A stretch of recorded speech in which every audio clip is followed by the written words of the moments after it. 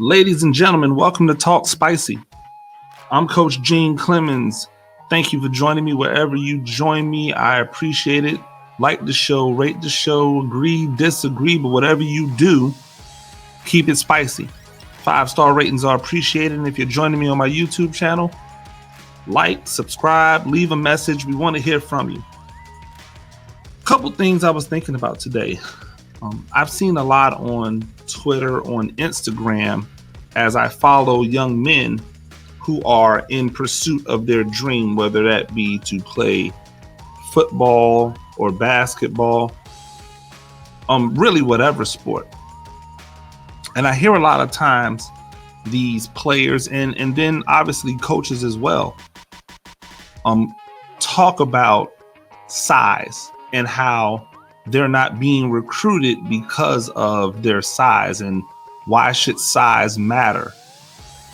And I 100% agree with them. Size should not matter. Here's the problem. Just like in anything else in life where you have a high demand, but you also have an overabundance of talent, what these young men and then what these coaches need to start telling them is that they need to stop thinking the way in which people who are sane or right think. They need to stop thinking in terms of meritocracy, because what we've learned over these last however many years is that the people who make it, it's not just because they all work the hardest.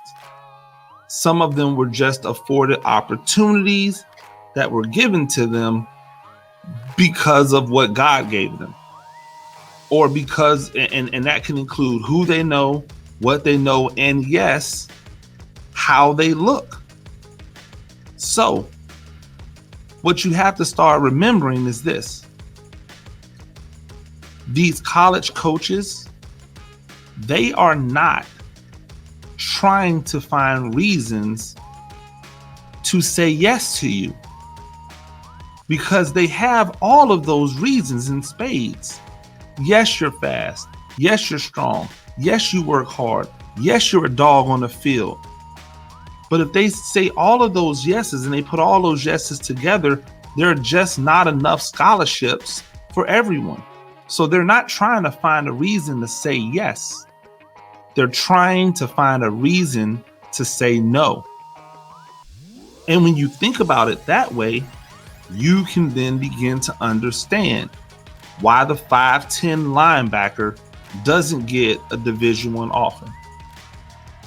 Why the 6'1" offensive lineman does not get a Division I offer, while sometimes they squint their eyes at a 6'3" lineman that doesn't get a Division I offer, because they have to find ways to tell you no.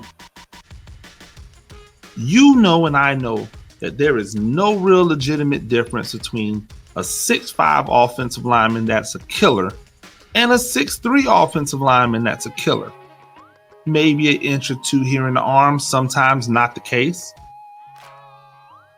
Leverage is definitely not the plus, because low man wins, which means whoever's lowest to the ground is most likely going to have the advantage.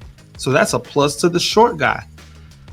But they're not looking for reasons to say yes to everyone. So they have to have reasons. They must have reasons to pull some perceived negative away from your evaluation, so that they have a reason to tell you no. It's not something you should get upset about. I don't get upset about it anymore because I understand what it is. It's not something you should get upset about. It's something that you should take and you should use it to be able to better make decisions for you. I have long said that there are players who are more in love with the commitment than they are with the actual playing of the game. Everybody wants to be celebrated. That's why you see these people at every turn going blessed to receive, blessed to receive, blessed to receive. They're even making announcements about camps they're going to now. By the way, these are camps they have to pay for. These aren't camps they're going to for free.